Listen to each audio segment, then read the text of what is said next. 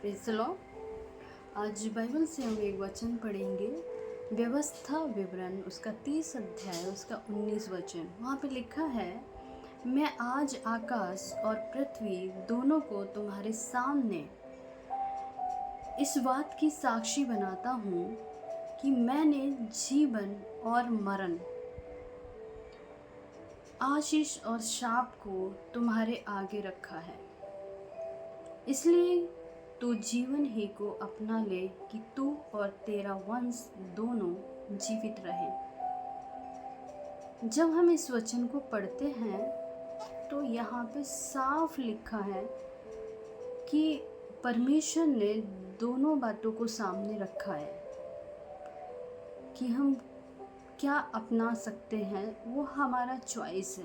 लेकिन प्रभु की इच्छा क्या है वो भी यहाँ पे लिखी है। वो चाहता है कि हम उस रास्ते को अपनाएं जो जीवन की ओर जाता है। लेकिन उसने क्यों ये बताया है वो नीचे हम वो भी पढ़ते हैं कि अगर हम जीवन का रास्ता चुनते हैं तो क्या होगा, हैं हमारे जो पीढ़ियां हैं वो भी आशीष पाएंगी। अगर आज हम कोई ऐसा चुनाव करते हैं जो परमेश्वर के वचन के अकॉर्डिंग सही नहीं है और वो चुनाव लेकर ही हम चल रहे हैं, मतलब वो हमारे पीढ़ियों तक काम करेगा।